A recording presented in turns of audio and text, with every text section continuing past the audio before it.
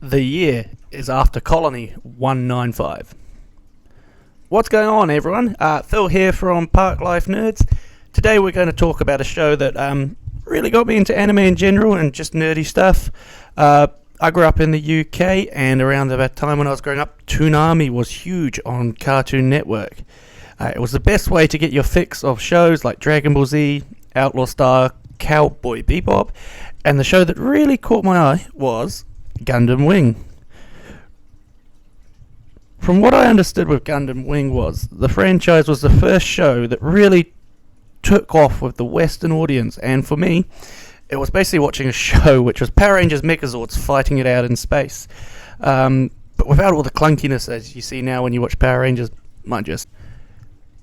Now, admittedly, back in the day, I did not understand the plots, and there was a lot of internal monologuing going on there, but I definitely had a whole set of Gunpla, mainly the original 5, a few of the extras like Epion and Wing Zero.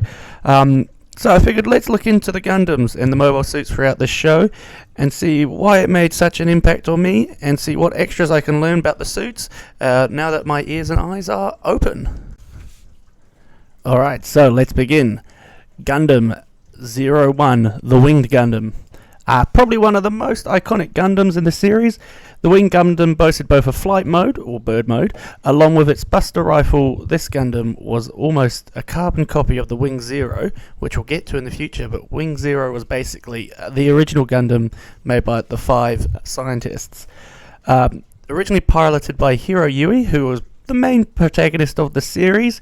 He used the Gundam to battle Oz, and he became the main rival of Zex Marquis, who piloted both the Tolgis and Epion over time. Over the course of the series, 01 lost its arm, was self-detonated, then rebuilt, made space-worthy, then destroyed again in the final battle. It was quite a cool Gundam. I wish I got to see a bit more of it. Now let's look at the weapons. Main weapon was of course the Buster Rifle, based off Wing Zero. However, it mounted in the middle of the bird mode helmet. Unlike Wing Zero's Buster Rifle, this was a single shot. Very cool though, very powerful. On Wing's head, there was the Vulcan guns. As you'll see with most of the Gundams, they've all got Vulcan guns on the head.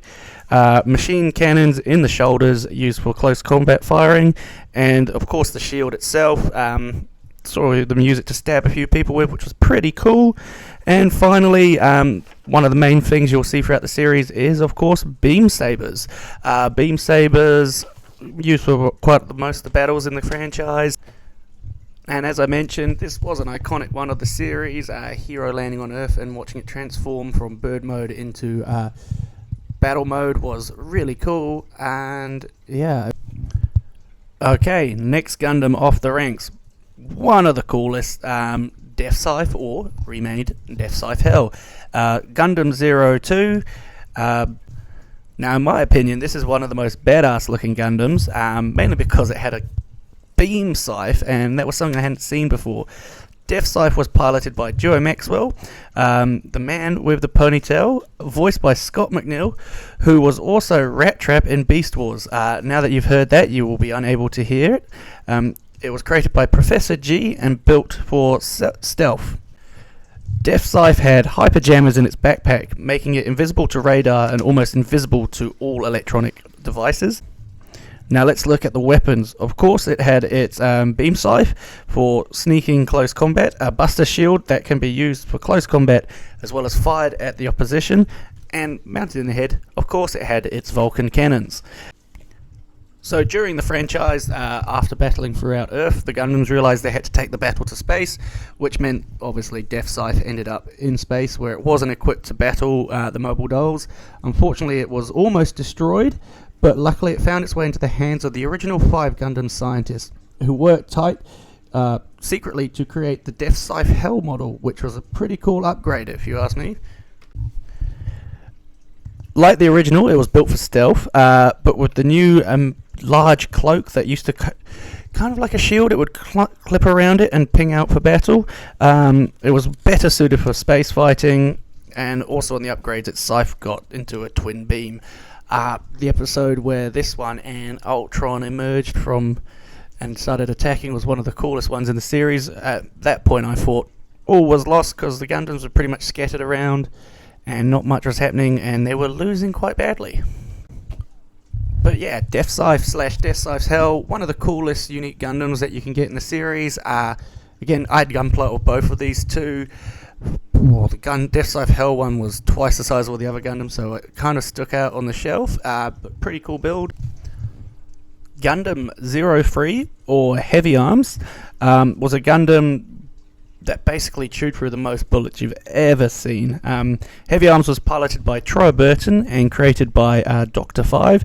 The Heavy Arms, it was created for long-range attacks and basically providing suppressive fire to overwhelm the opposition.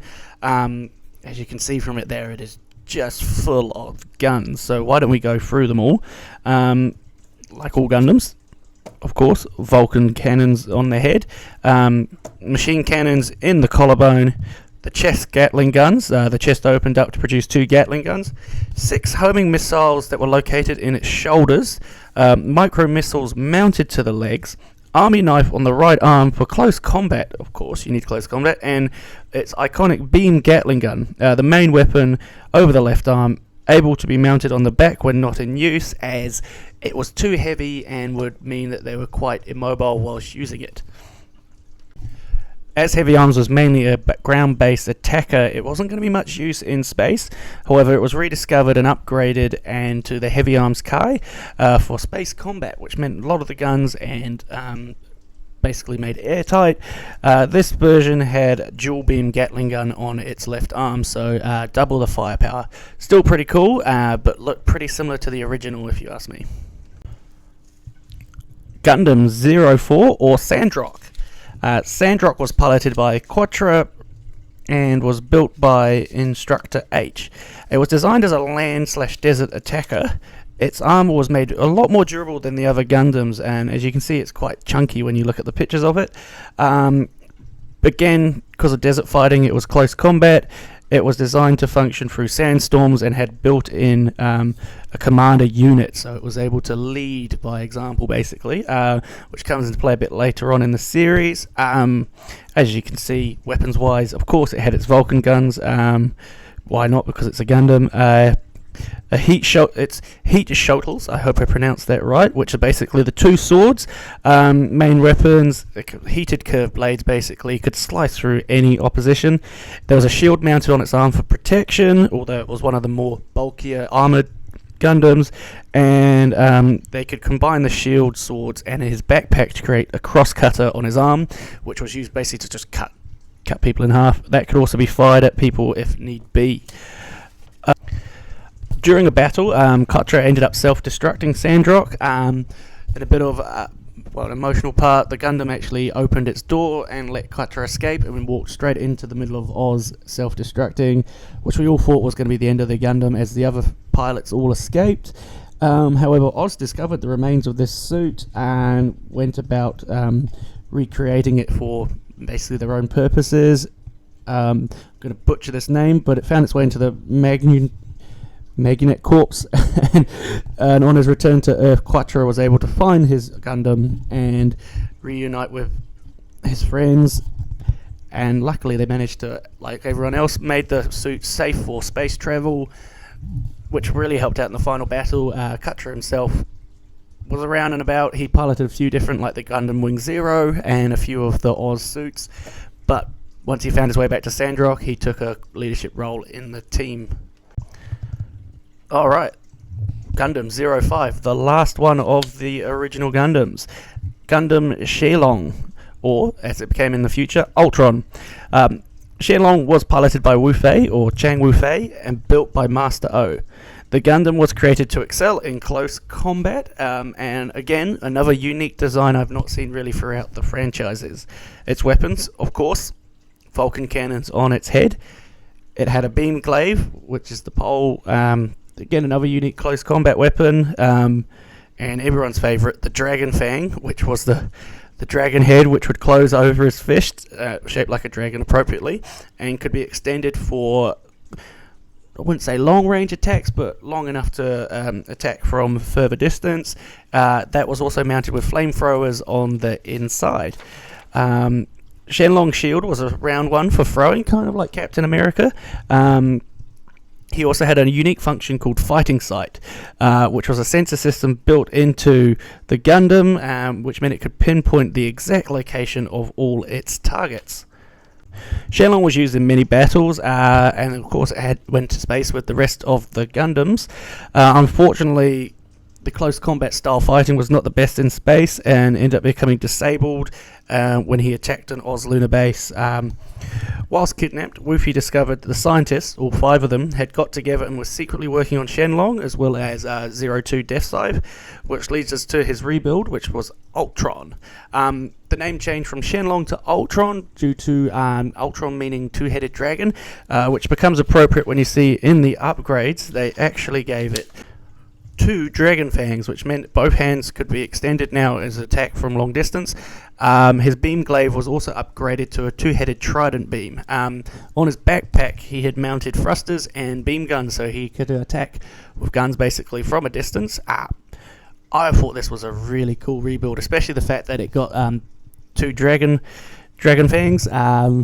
Just that cool scene where he extends them both and attacks a few mobile dolls was awesome in the franchise. And again, cool Gundam. I think this series had just some cool Gundams throughout. Let me know which ones your favourite Gundams are, guys. Okay, guys, thanks for listening to my babble. If you liked it, please let me know. If you'd like me to talk about a few other mobile suits throughout the series, let me know as well. Would love to talk about the Talkies, Espion, the Leos, you name it, we can do it.